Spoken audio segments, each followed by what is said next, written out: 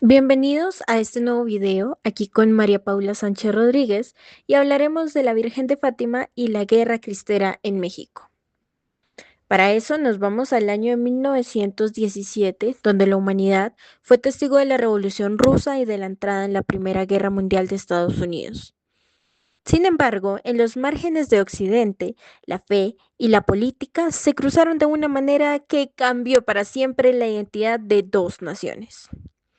Hoy viajaremos a Covadonga, Portugal, y zonas rurales de México, dos naciones que, aunque no tienen alguna conexión, se han unido por un mismo hilo: la resistencia a la fe católica frente a estados que querían modernizarse a través del laicismo radical. Por un lado, tres pastorcitos en Fátima ven a la Virgen María en una república portuguesa ferozmente anticlerical. Por otra parte, contra la Constitución jacobina de 1917, los campesinos mexicanos se levantan en armas gritando ¡Viva Cristo Rey! Nos vamos a dirigir a la primavera de 1917. En Portugal se rige la Primera República, un régimen que ha perseguido a las órdenes religiosas y trata de expulsar el catolicismo de la vida pública.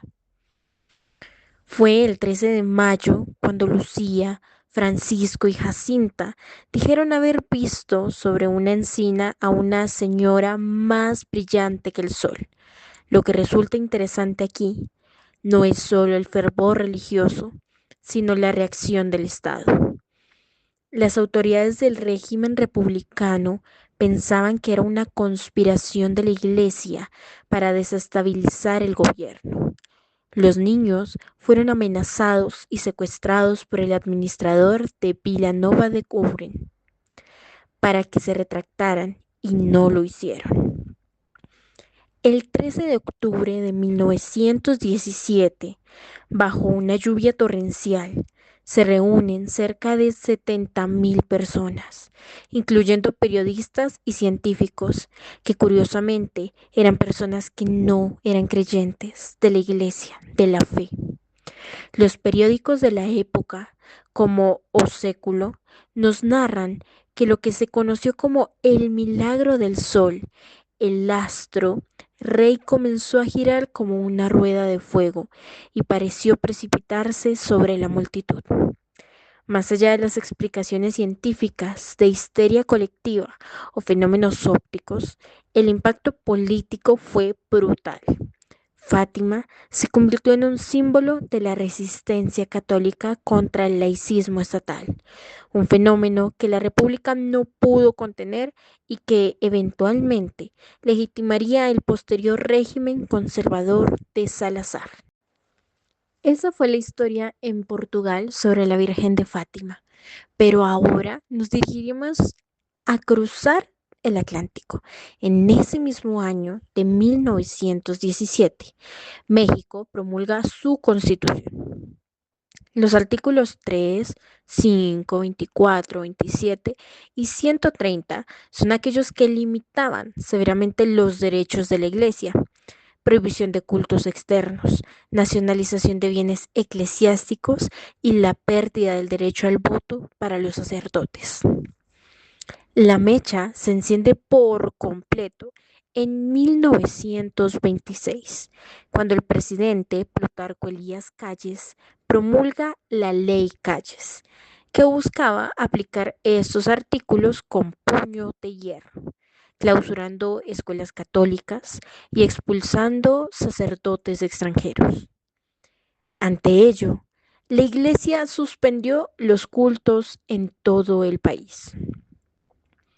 Imagínense, un México sin misas, sin bautizos ni bodas. Para el campesinado del centro occidente del país, esto no era solo política, era un ataque a su religión, a su vida misma. En 1926, la guerra civil se desprende de un descontento que hasta ese momento había sido pacífico. Ahí es cuando nace el ejército cristero. Comienza una guerra sangrienta y asimétrica. Por un lado, existe el ejército federal. Del otro, contingentes campesinos mal armados, pero movilizados por una fe inquebrantable, apoyados por las brigadas femeninas de Santa Joan de Arco, quienes hacían el contrabando de municiones. Así que la guerra duró alrededor de 3 años, costó más de 250.000 vidas, dejando pueblos totalmente fantasmas y heridas que tardarían décadas en cerrarse. Cuando llegamos al momento del análisis, quiero criticar de esta parte a ambos fenómenos, y es que tanto en Fátima como en la Guerra Cristera, la fe popular fue instrumentalizada y al mismo tiempo los estados incurrieron en el error de subestimar la identidad cultural de sus pueblos. Los gobiernos de Portugal y México, por un lado, operaron bajo la ilusión de que la modernidad y el progreso exigían la eliminación violenta de la religión con la imposición de un laicismo de Estado desde arriba mediante la represión. Solamente lograron conseguir la radicalización a la población y crear mártires. Pero también la crítica debe dirigirse hacia el lado religioso, ya que son las jerarquías católicas y las élites conservadoras las que han usado el fervor genuino de las masas como un arma política. En Portugal, los secretos de Fátima, especialmente las advertencias sobre el comunismo y Rusia, fueron usados por décadas para justificar dictaduras de extrema derecha y frenar reformas sociales.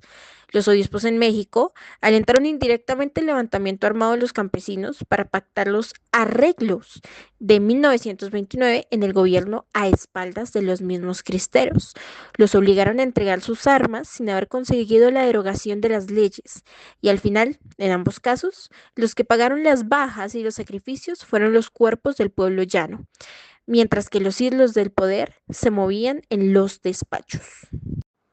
Y ya para cerrar, quiero acotar de que, bueno, Fátima y la cristiada en México muestran que la religión no es un factor aislado de la historia política, porque cuando el Estado intenta prohibir las creencias de una sociedad, la respuesta suele ser contraria y muchas veces violenta, pero siempre es contundente.